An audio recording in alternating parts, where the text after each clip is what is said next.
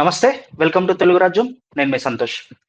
జగన్మోహన్ రెడ్డి గారు మావిగన్ ప్రతిపాదనపై weekend comment with RK అని రాధాకృష్ణ గారు సంచలన వ్యాఖ్యలు చేశారు. ఏం చేశారంటే వైసీపీ నేతలకి బుర్రుండదు. జగన్మోహన్ రెడ్డి గారు తమ భార్యల్ని భార్య కాదని చెప్పేసి వేరే వాళ్ళకి ఇచ్చి పెళ్లి చేయడానికి కూడా సిద్ధం అవుతారా అన్నట్టు కామెంట్ చేశారు. ఈ విషయం పైన మాట్లాడడానికి మన ముందున్నారు వేపకాయల రామకృష్ణ గారు. నమస్తే సార్. నమస్కారం సార్. సార్, నిన్న రాధాకృష్ణ గారు వీకెండ్ కామెంట్స్ విత్ ఆర్కేలో సంచలన వ్యాఖ్యలు అయితే చేశారు సార్. జగన్ చెప్తే భార్యల్ని కాదని చెప్పేసి వేరే వాళ్ళకి ఇచ్చి పెళ్లి చేయడానికి కూడా రెడీ ఉన్నారు అన్నట్టు మాట్లాడారు సార్. దీనిపైన ఏమంటారు సార్? రాధాకృష్ణ గారికి బేసిక్ గా భాష మీద గాని భావం మీద గాని ఆయనకు ఉన్నటువంటి పట్టు, ఆయన ఆర్థికంగా ఎదిగినటువంటి విధానం చూసుకున్నట్లయితే ఆర్థికంగా ఎదిగాడే తప్ప భాషాపరంగా, మేధోపరంగా, భావపరంగా ఆయన ఎంత మాత్రం ఎదగలేదు. మానసికంగా ఆయన ఇంకా చాలా దిగువ స్థాయిలో ఉన్నాడని చెప్పేసి ఈ కామెంట్ చూస్తే తెలుస్తుందండి. ఎంచేదంటే చంటి కుర్రాడికి చెప్పినప్పటికీ కూడా ఇలాంటి కామెంట్ చూసినప్పుడు చంటి కుర్రాడికి ఇచ్చినప్పటికీ కూడా అంత అధ్వానంగా కామెంట్ చేయడేమో, ఇలాంటి విషయం పట్ల అలాంటి పోలికలు తేడేమో అనేటటువంటి మాట వినిపిస్తుంది. మరి రాష్ట్రంలో గొప్ప సర్క్యులేషన్ ఉన్నటువంటి పత్రికకి అధిపతిగా, పత్రిక యొక్క మేనేజింగ్ డైరెక్టర్ గా, ఛానల్ కి మేనేజింగ్ డైరెక్టర్ గా ఉంటూ రాష్ట్ర రాజకీయాలని తెర వెనుక నుంచి ప్రభావితం చేస్తాడనేటటువంటి పెద్ద పేరు, అటు రామోజీరావు గారు తర్వాత అంత పేరు తెచ్చుకున్నటువంటి ఈ రాధాకృష్ణ గారు, వేమూరి రాధాకృష్ణ గారు అంత చీప్ గా, అంత చౌకబారుగా, నేలబారుగా మాట్లాడటం అనేది బహుశా ఆయన సహజ గుణం అయితే ఉండొచ్చు, కానీ అది ఏ రకంగానూ కూడా సమ్మతం కాదు. అది అలాంటి మాటలు అది ఎట్టి పరిస్థితుల్లో కూడా ఆయన మాట్లాడి ఉండాల్సింది కదా. అలా మాట్లాడినందువల్ల ఆయన చాలా దిగజారుడు వ్యక్తిగా జనంలో తేలిపోయాడు. అది ఎట్టి పరిస్థితుల్లో కూడా జర్నలిస్టిక్ విలువలకి ఎంత మాత్రం కూడా అది సరితూగేటటువంటి మాట అయితే కాదు. వైసీపీ నేతలు వెళ్ళి సార్ ఏబిఎన్ కార్యాలయం ముందు ఆందోళన చేపట్టారు అంటే ఈ వ్యాఖ్యలు చేసినందుకేనా సార్? మరి న్యాచురల్ గా అంతే కదండి. వైసీపీ కార్యకర్తలే కాదు, అసలు ఎవరైనప్పటికీ కూడా ప్రజా సంఘాలు కూడా దీన్ని పరిగణలో తీసుకోవాల్సినటువంటి మాట. ఎంతేదంటే మనకు దురదృష్టం ఏమిటంటే రాష్ట్రంలో ఉన్నటువంటి పార్టీలన్నీ కూడా కొంచెం కుల పరంగా విడిపోయి, కులాధిపత్యం ఇటు వైసీపీలో కొంతమంది ఒక కులం అయితే, అటు తెలుగుదేశంలో మరొక కులం, జనసేనలో మరొక కులం ముందుకు వచ్చేసి ఇది కేవలం రాజకీయాలు అనేటటువంటి కేవలం కులం యొక్క ఆధిపత్యాన్ని చూపించుకోవడానికి మాత్రమే ఉపయోగపడేటటువంటి ఒక ప్లాట్ఫామ్ గా ఇవాళ తయారవటం నిజంగా చాలా దురదృష్టకరం.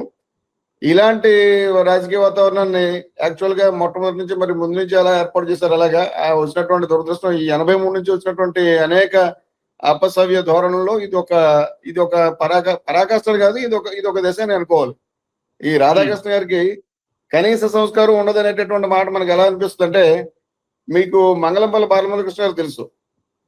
మంగళంపల్లి బాలమురళీకృష్ణ గారు అంటే సంగీత రంగంలో, సాహిత్య రంగంలో ఆయన ఇంచుమించుగా అప్పట్లో ఉన్నటువంటి త్యాగరాజు తర్వాత అంత గొప్ప స్థానాన్ని పొందినటువంటి వ్యక్తి. ఎంచేదంటే మీకు సంగీతంలో మీకు మీకు మీకు మన దక్షిణ భారత శాస్త్రీయ సంగీతంలో మీకు తెలుస్తుంది 72 మేళకర్త రాగాలు అని చెప్పేసి అంటారు, జనక రాగాలు. ఈ శంకరాభరణం, కళ్యాణి ఇలా ఉన్నటువంటి రాగాలు అనమాట. ఈ రాగాల్లో బాలమురళీకృష్ణ గారు 16వ సంవత్సరం వచ్చేటప్పటికి ఆ మేళకర్త రాగాల్లో ఆయన కృతుల్ని ఆయన సొంతంగా రచించి బాణీలు కట్టి పాడినటువంటి మనిషి. అంత గొప్పవాడు బాలమురళీకృష్ణ అంటే. ఆయన దగ్గర కూర్చున్నప్పుడు వయసులో కూడా ఈయనకంటే చాలా పెద్దవాడు. ఆయన దగ్గర కూర్చున్నప్పుడు ఏదో హనుమంతుడి ముందు కుప్పు గదిలేసేటటువంటి కోతి మాదిరి వ్యవహరించాడు. కాస్త చూసుకోండి మీరు. RK open heart with RK with Mangalapalli Balamuralikrishna మీ దగ్గర ఉన్నటువంటి పాత వీడియోలు చూస్తే తెలుసు మీకు ఎంత వికృతంగా ప్రవర్తించాడు అనేటటువంటి మీకు తెలుస్తుంది. బాలమురళీకృష్ణ గారు కూడా దాన్ని పెద్దగా దృష్టిలో పెట్టుకోలేదు, దాన్ని పెద్దగా గ్రహించలేదు. ఆయన మామూలుగా ఒక జర్నలిస్ట్ కి ఇంటర్వ్యూ ఇచ్చినటువంటి పద్ధతిలో ఇచ్చారు తప్ప ఆయన ముందు ఈయన అసలు ఏ రకంగా కూడా కూర్చోవడానికి తాహత లేనటువంటి మనిషి. ఆయన ఏదో తన ఇద్దరు కలిసి ఏదో చిన్నప్పుడు స్కూల్కి వెళ్ళేవాళ్ళు అని చెప్పి అన్నట్టుగా ప్రవర్తించారు ఆయన పట్ల. అదొకటైతే వాణి జయరామ్ గారు ఉంటారు మీకు, నేషనల్ లెవెల్లో పెద్ద లతా మంగేష్కర్, తర్వాత మన పి సుశీల్ గారు, ఇలాంటి ఆ స్థాయిలో ఉన్నటువంటి గాయన ఆవిడ లేడీస్ లో. ఆవిడ దగ్గర ఎంత చీప్ గా ప్రవర్తించాడంటే లతా మంగేష్కర్ కి సంబంధించినటువంటి ఒక రహస్యాన్ని ఆవిడంటే లతా మంగేష్కర్ ఈవిడ ఎదుగుదలని అడ్డుకుంది అనేటటువంటి విషయం జనాలు కూడా అనుకుంటారు. రుజువులు ఎవరికి ఉండవు, కానీ ఆవిడ చెబుదామని చెప్పేసి ఉద్దేశించలేదు మన వాణి జయరామ్ గారు. అది రాబట్టడం కోసం అని చెప్పేసి ఎన్ని కుప్పిగంతులు వేశారో. కాకపోతే ఆవిడ చాలా తెలివిగా ఆ విషయాన్ని ఎక్కడ కూడా బట్టబయలు చేయకుండా చాలా హుందాగా ఆవిడ ప్రవర్తించే కొద్దీ ఇతని యొక్క దిగజారుతనాన్ని ఈయన చూపించుకునేవాడు. మరొకసారి సినిమాల్లో మీకు అన్నపూర్ణ గారు ఉంటారు. సినిమాల్లో అందరికీ అవును. హీరోలు అందరికీ తల్లి పాత్ర వేసినటువంటి అన్నపూర్ణ గారు. అన్నపూర్ణ అవును. గారిని శృంగారపరమైనటువంటి చర్చలోకి లాగపోయేటటువంటి ప్రయత్నం ఎంత చేశాడంటే ఈయన రాధాకృష్ణ గారు, అదే జర్నలిజం అని చెప్పి ఆయన అనుకున్నాడు. నిజానికి ఆ రంగంలోనే ఆయన పైకి వచ్చాడు. అలాంటి రాధాకృష్ణ గారి వేళ ఓపెన్ హార్ట్ తర్వాత రాధాకృష్ణ కొత్త పలుకు అని చెప్పేసి ప్రతి వారం మనకి ప్రతి ఆదివారం అనుకుంటాను ఆయన ఆయన ఆంధ్రజ్యోతి పత్రికలో రాస్తుంటారు. దాన్ని చాలా కర్ణకఠోరంగా చదువుతారు. ఆవిడ ఎవరో కానీ మరి లేడీ ఎవరో ఆ వాయిస్ తెలీదు. ఆవిడ చదువుతుంటారు. అదేదో పెద్ద పెద్ద పెద్ద గొప్ప అనుకున్నట్టుగా ఆ చదవటం, ఈ ఆ టీవీలో చదవటం, ఈ పత్రికలు రావటం, అందులోకి ఎస్పెషల్లీ ఈ పర్టికులర్ పాయింట్ లో మటుకు ఎవరో మన ఈ జగన్మోహన్ రెడ్డి పార్టీ వాళ్ళకి ఇంకా జగన్ ఏది చెప్తే అదే, అంటే నంది అంటే నందే, జగన్ పంది అంటే పంది అనేటటువంటి వ్యవహారం. జగన్ ఏదంటే అదే అంటారు వాళ్ళు. వీళ్ళకి సొంతంగా విచక్షణ జ్ఞానం అనేది ఉండదు. ఆ జగన్ చెప్పినట్టు ప్రవర్తించడం తప్ప అదొక ఉన్మాదంలో ఉంటారు అనేటటువంటి మాటని ప్రొజెక్ట్ చేయడం కోసం అని చెప్పి ఇలాంటి దిగజాడు ఉపమానానికి ఆయన పాల్పడ్డారు. ఆయనకి ఇది ఇంత ఇంత దారుణంగా ప్రజల్లోకి వెళ్ళిపోద్ది అనేటటువంటి విషయం బహుశా ఆ టైంలో అనిపించుండకపోవడానికి ఆయనకంటూ సహజంగా ముందు యుక్తాయుక్త విచక్షణ అనేటటువంటిది ఆయనకు ముందు ఉంటే ఈ మాట ప్రజల్లోకి ఎలా వెళ్తుంది అనేటటువంటి ఆలోచన ఆయన చేసి ఉండేవాడు. ఆ విచక్షణ లేనటువంటి మనిషి కావటం, మామూలుగా ఒక రకమైనటువంటి అహంకారపూరితమైనటువంటి ధోరణి కావటం వల్ల ఇది వాటమైనటువంటి పద్ధతిలో జనాలకు వదిలేస్తే అది మిస్ఫైర్ అయింది, బ్యాక్ ఫైర్ అయింది.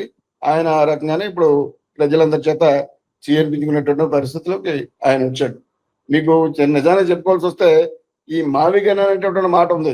అది కొంచెం జనంలో ఇంచుమించుగా జగన్మోహన్ రెడ్డిని పరిచయం చేసినటువంటి మాట. అది ఆ యాంగిల్ చూస్తే దాన్ని అనుకునే పద్ధతిలో దీన్ని క్యాష్ చేసుకోవడం వేరే రకంగా చేసుకోవాలి. అంతేగాని జగన్మోహన్ రెడ్డి చెప్తే ఈ తన కార్యకర్తలంతా కూడా తమ ఇంట్లో ఉన్నటువంటి ఆడవాళ్ళని, భార్యలను కూడా చెల్లెళ్ళు అని చెప్పేసి భావిస్తారు. ఆ చెల్లెళ్ళకి సంబంధాలు కూడా వెతుకుతారు అనేటటువంటి మాట.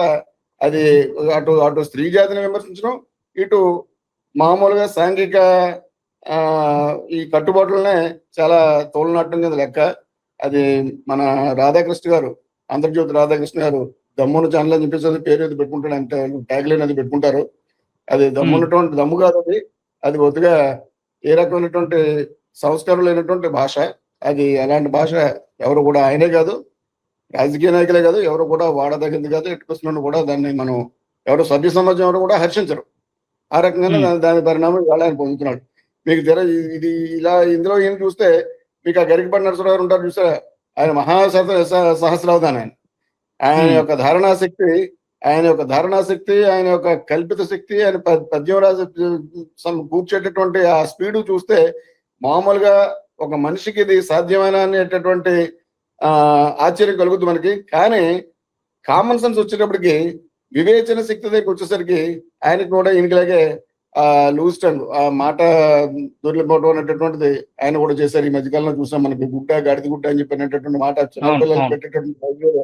అంటే వీళ్ళకి ఆ రంగంలో వాళ్ళు ఉన్నటువంటి రంగంలో స్పీడ్ గా వెళ్ళిపోవడమే తప్పించి యుక్త విచక్షణ, ఏదైనా ఒక మంచి చెడుల యొక్క విచక్షణ వాళ్ళకి ఉంటుందా లేదనేటటువంటిది మనకి చూస్తే బహుశా మామూలు మనుషులకు ఉన్నటువంటి కామన్ సెన్స్ వాళ్ళకి లేదేమో అని చెప్పి, ఎంత పెద్ద డిస్పైట్ దేర్ టాప్ పొజిషన్, వాళ్ళకి మామూలు మనుషులకు ఉండేటటువంటి ఆ విచక్షణ జ్ఞానం ఉండదేమో అని చెప్పేసి మనకి ఇప్పుడు ఇలాంటి వ్యాఖ్యల ద్వారా తెలుస్తుంటది. వాళ్ళు కూడా సామాన్యమైనటువంటి మనుషులు అని చెప్పేసి మనం అనుకుంటే ఇంత రియాక్ట్ అవ్వమేమో. మరి ఒక్కొక్కరు ఈయన ఒక రంగంలో, ఆయన ఒక రంగంలో పెద్ద పెద్ద పొజిషన్ లో ఉండి ఇలాంటి చెరుపు మాటలు మాట్లాడటం అనేది ఎవరు కూడా హర్షించరు. దాని తగ్గ పరిణామాలు ఆ నష్టం వాళ్ళు పొందుతారు. అంటే సార్, ఇప్పుడు రాధాకృష్ణ గారు కావాలని చెప్పారా, లేకపోతే ఎగ్జాంపుల్ గా చెప్పారా, లేకపోతే నేను ఏం చెప్పినా చంద్రబాబు గారు సరే అంటారని చెప్పేసి చెప్పారా అని అట్లా చంద్రబాబు గారు సరే అంటే కదండి, చంద్రబాబు గారు సరే అంటే కోసం కాదు. నేను ఏం చెప్పినా చెల్లుబాటు అయిపోతుంది, నేను నా అహంకారం ఇట్లా చెల్లుబాటు అవుతుందని చెప్పినటువంటి ఎవరు నన్ను ఎదిరించేటటువంటి మనిషి ఎవరు, పైగా ప్రభుత్వం కూడా నాకు అనుకూలమైనటువంటి ప్రభుత్వమే కదా అనేటటువంటి ఒక గర్వపూరితమైనటువంటి ధోరణి కావాలని చెప్పాను. ఆయన మరో రకంగా చెప్పలేదు. ఆ గర్వం, అహంకారం మనిషిలో ఉన్నటువంటి ఇది, ఆ అతిశయం బాగా ఎక్కువ. అవన్నిటి యొక్క ఫలితమే ఇలాంటి మాటలు.